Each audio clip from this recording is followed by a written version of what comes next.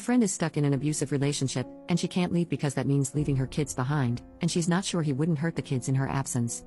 He won't let her work, won't let her leave unless it's for grocery shopping, won't let her use his car, and won't let her have her own money to save up to buy a car. If she's not constantly cleaning or cooking, he'll hurt her. He's very methodical about his abuse. He only ever hits her where it would be hidden under clothing and never hard enough to do permanent or long-lasting damage. He is obsessed with presenting this affable family man image to others, including his own family. He even prevents her from eating her own food, saying she doesn't deserve it for not keeping the place completely spotless all of the time, so she spends most of her time hungry but sneaks bites when she knows he's distracted. The pandemic turned his job into a work-from-home position, and he took full advantage of it to keep her under his thumb. He's always watching her, almost always at home, so he can prevent her from enjoying herself or force her to do chores. The only time she can get some time to herself is when he's sleeping, which means she's often sleep-deprived. She has no support system, no real-life friends, and her family isn't an option because she's the eldest sibling, and her parents had way too many kids, literally a full house, so she can't count on them for help. While he doesn't hurt the kids, they've witnessed their dad abuse their mom their entire lives. I've asked her repeatedly to call 911, and she said she can't because if her husband ends up in jail, which I doubt considering how abysmal the justice system is at punishing abusers, she won't get alimony and child support. I don't know enough about the American legal system to say if that's true or not. She's afraid that if she calls 911, she'll be out of a place to stay with 2 kids, no car, and no job.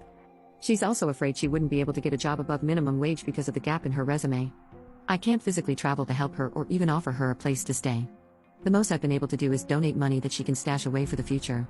At this point, I only see the abuse stopping if her eldest steps in when he's older and big enough to physically overpower his dad, and that's if he doesn't turn out like his dad. My friend's husband also had an abusive father, and look how that turned out. Today, some concerning messages came from her account. I'm sorry, I need to tell you guys that I am not a good person. I have lied because I am addicted to video games and junk, I am selfish, and I have gone behind my husband's back to get all of it. I have lied about my husband, and I have lied about everything I have ever said. He is not a bad person, he's an amazing person that never deserved to be talked badly about. I didn't deserve anything from any of you, so I will send any money you've sent me back as soon as I can. I'm going to stay long enough to make sure you all have seen this message and that you know the truth, that I am a terrible liar, and then I will be deleting my Discord and going to focus on making everything I can up to my husband and his family. I don't want to be contacted, I just want to be left alone to do the right thing for once. I'm only responding to tell you not to speak about my husband like that. He didn't do anything wrong. Honestly, I don't even care if you don't believe me because it doesn't even matter. Just leave him out of it, and don't speak about him that way. It's my fault, and I won't have anyone talk badly about him any longer. Please tell me what I can do, and to clarify some things, I'm Canadian, so I know very little about the intricacies of the US legal system.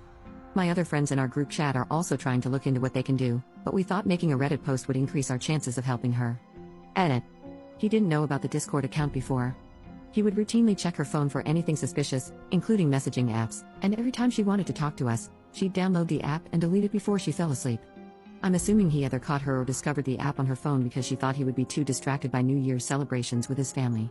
During the day, he monitors all her phone calls.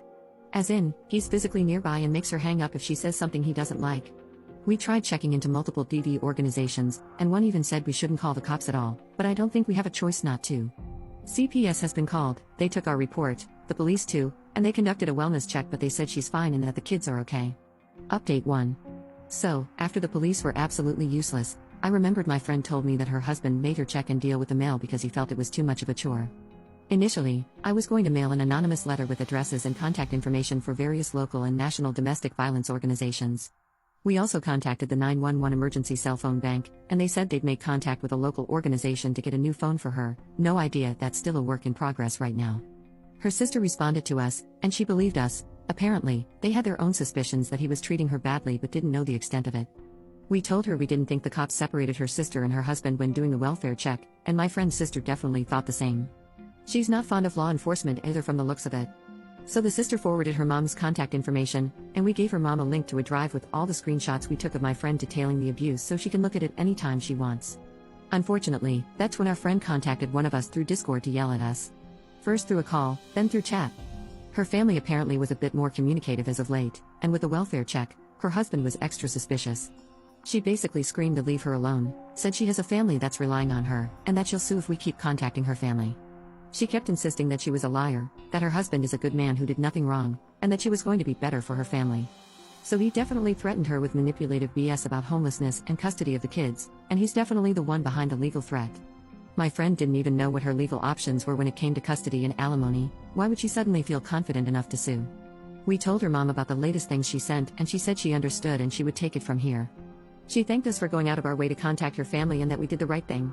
It's possible our friendship with our maybe ex-friend is irrevocably damaged. My parting message to her was that if he has ever put his hands around her neck, she has a 750% chance of him unaliving her. Guess he didn't like that because he snapped at me to stop it. There were little giveaways in the way she was typing that were obviously him. The only way I can see us ever talking again is if she contacts us from a new account after months of being physically away from him. Hopefully, her family can get through to her. We've done all we can, and it couldn't have happened without your advice and suggestions. Thank you so much for helping.